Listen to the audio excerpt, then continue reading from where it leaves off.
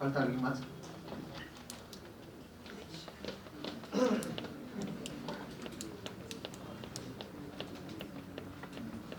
Me voy a presentar. Soy el doctor Richard Muñoz, jefe del Servicio de Neonatología del Hospital 2 de Mayo. De parte de la doctora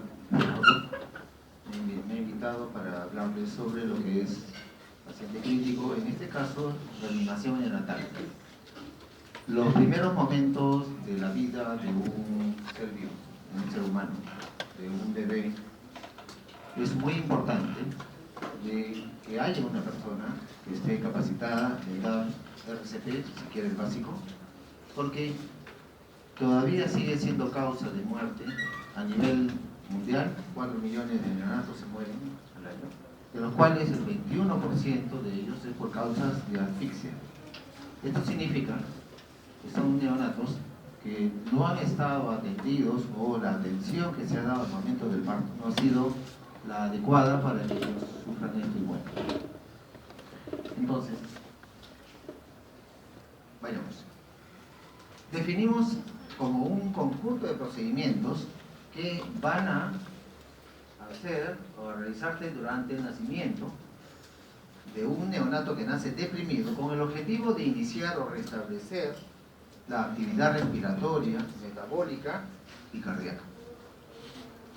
Esto es importante porque un neonato cuando nace y está deprimido, está flácido, comparativamente con aquel que nace inmediatamente, ni bien nace por estímulos externos del frío, del cambio de temperatura, porque lo tocó el ginecobstetra o quien está atendiendo el parto, lo estimuló, comienza a llorar. Suceden cambios que son básicos para la muerte. El cambio de la circulación fetal a la circulación de adulto. El de dejar de que funcione la placenta como un órgano intercambiador de gases y pasar a que el aparato, en este caso respiratorio, los pulmones, sean quienes se encarguen del intercambio gaseoso. El incremento de la presión arterial a nivel sistémica versus el cese de la circulación o de la circulación a través de la placenta, al igual que el incremento de la saturación de oxígeno o la presión lateral de oxígeno, porque ya el órgano de respiración, en este caso el pulmón, va a hacer de que la sangre oxigenada, llevado a través de las venas pulmonares, lleguen a la aurícula, al ventrículo y haya el famoso gasto cardíaco. Vamos a ver después en una lámina cómo es la circulación fetal. Todos estos cambios se dan rápidamente, son cambios anatómicos y fisiológicos. Cambios fisiológicos porque por cambio de presión, por incremento de la saturación de oxígeno, de la presión arterial de oxígeno, inmediatamente se cierran, se contraen los vasos sanguíneos y vamos a ver cómo esto sucede. Bien. Esta lámina de acá es para decirnos de que la mayoría de nuestros neonatos o los niños que nacen, la mayoría no requieren más que cuidado de rutina. ¿Esto qué significa? Secarlo, aspirar si es necesario la boca, colocarlo sobre el pecho de la madre sin un parto vaginal. Seguramente ustedes han visto en sus prácticas de obstetricia, de ginecobstetricia, en la parte obstétrica, cómo es que los partos vaginales se hacen con tanto precoz, porque el bebé llora, tiene buen tono y es a término, casi a término. Eso es la mayoría de nuestros neonatos, que requieren solamente cuidados de rutina. Pero hay un 10% que va a requerir algún grado de intervención para que el niño respire. Y menos del 1% va a requerir intervención de masaje cardíaco o aplicación de medicamentos. Aunque nosotros aprendamos bien a reanimar a un bebé, el RCP básico siquiera, nosotros vamos a tener 99% de nuestros niños que van a salir inmediatamente con esta intervención. ¿Sí? Y eso es lo que está faltando a nivel mundial. A nivel mundial se está realizando el programa de Ayudando a los bebés a respirar. Es un programa que quiere disminuir esta fracción de 21% como causa de muerte de los neonatos. El paso de la vida intrauterina a la extrauterina, ya hablamos de esto, va a llevar una serie de cambios. ¿Sí?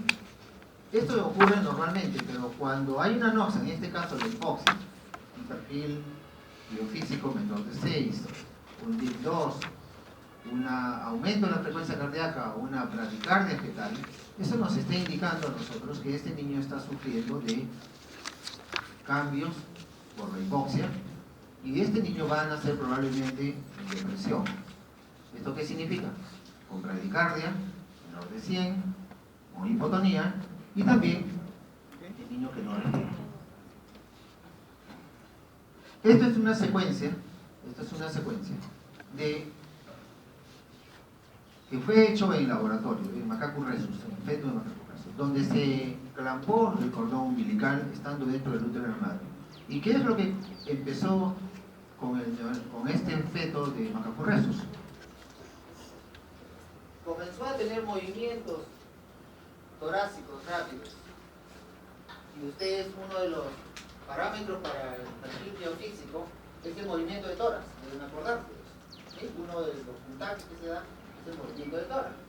Entonces, como una manera de introducir más aire a los pulmones, como respuesta a la hipoxia.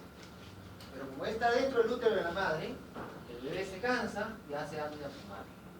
Si nosotros medimos la frecuencia cardíaca y la presión arterial, ¿qué es lo que vamos a ver? Vamos a ver que la frecuencia cardíaca, que inicialmente se eleva, lo normal es de 120 a 160, vamos a tenerlo por encima de 160. Por encima de 160. Y luego cae a menos de... Ok. Gracias, doctor. Ya. A menos de 120. En este caso, para nosotros, menos de 100. Y la presión arterial se eleva un poco o se mantiene igual. Esto como una respuesta de mantener el flujo sanguíneo de los órganos nobles. Los órganos nobles, cerebro, corazón, glándulas suprarrenales, y como es todavía un feto que está intrauterinamente, la placenta, se mantiene el flujo sanguíneo, mientras que el resto de órganos están en vasoconstricción, como respuesta a esta hipoxia. Por eso que se eleva la presión. Continúa la hipoxia y comienza a tener movimientos, ¿sí?, torácicos inefectivos, llamados gasping, respiración bloqueante, ¿sí? Luego hace apnea secundaria. Aquí ya vemos la diferencia en la apnea primaria, la frecuencia cardíaca cae y la presión arterial sube o se mantiene igual. En la apnea secundaria, los dos están bajos. ¿Sí? ¿Qué es lo que va a suceder si es que ustedes intervienen en un niño aquí? Lo secan, lo aspiran, lo ventilan, inmediatamente empieza a respirar.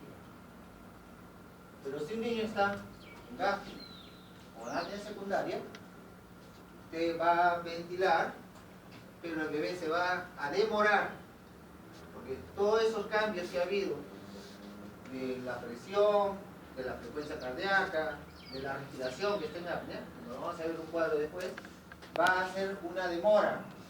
Esta demora va a implicar que nosotros tengamos que hacer todos los pasos de reanimación. Por convención, por recomendación del programa de reanimación neonatal es considerable. Niño que nace en gasping o niño que nace en apnea, considerarlo como secundario, para no perder el tiempo, para no demorarnos, porque el futuro neurológico de ese neonato está en riesgo. ¿Sí? Bien. O sea, podemos tener neonatos que no nacen en apnea primaria, o apnea secundaria, o en gasping, pero nosotros vamos a ventilar. Es el paso más importante de lo que es la atención de un neonato que nace de primera. Bien, aquí qué es lo que vamos a ver. Esta es la circulación fetal. Sangre oxigenada,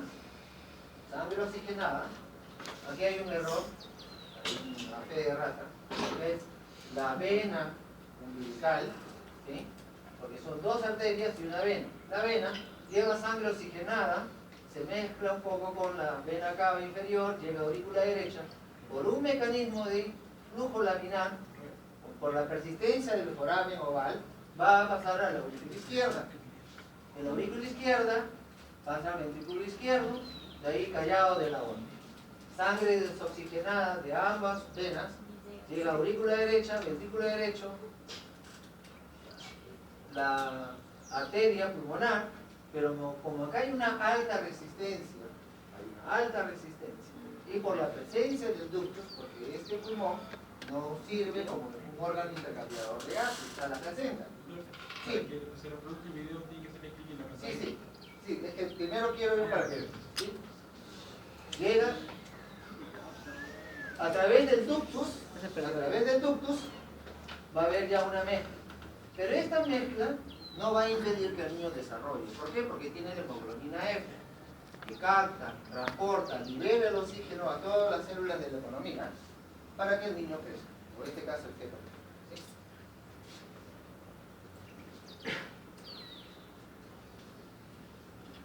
Ahí está, lo que les decía. Lo que yo les decía.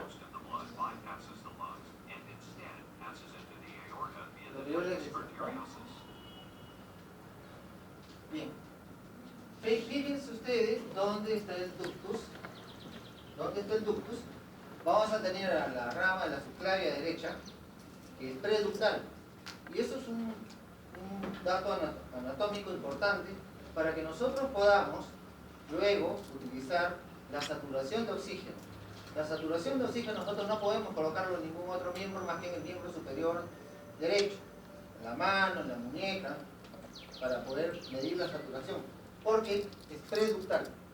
Nos va a medir mejor la saturación de ese bebé. ¿Sí? Porque si un niño nace deprimido, todavía conserva la circulación fetal. Bien. Este esquema es para decirle lo que pasa. Esto es un esquema de los alvéolos pulmonares. ¿Sí? Dentro, el pulmón fetal está lleno de líquido.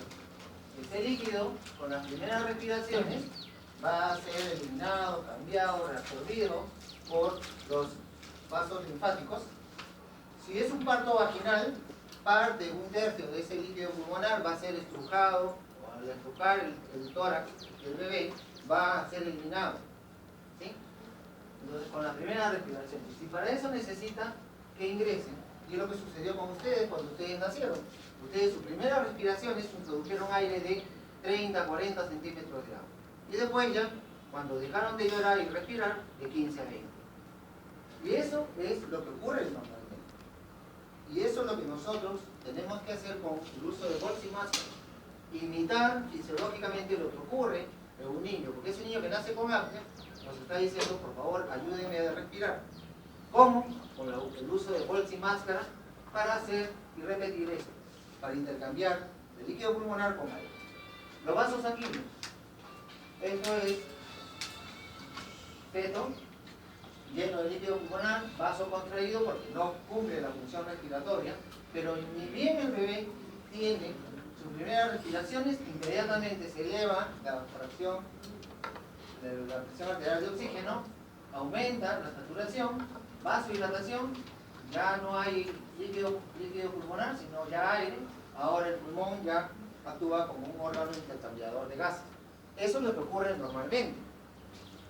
Pero ya hemos visto que la hipoxia, un bebé que nace en apnea, no va a ocurrir eso. Y nosotros tenemos que ayudarlo a respirar.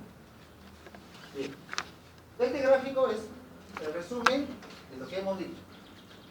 Movimientos rápidos, apnea primaria, gasping, apnea secundaria. ¿Sí?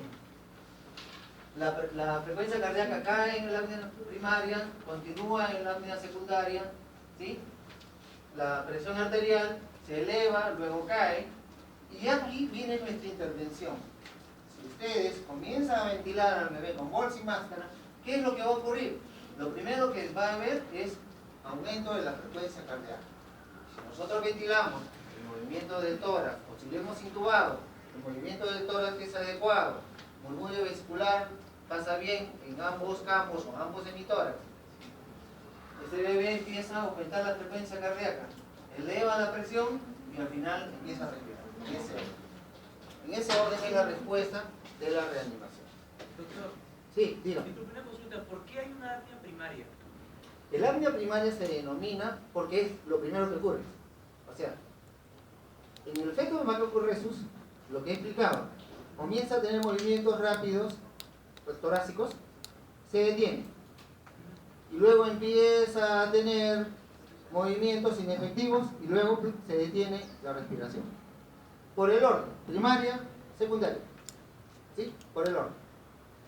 Pero una cosa, si nosotros interviniéramos acá, inmediatamente el bebé empieza a respirar.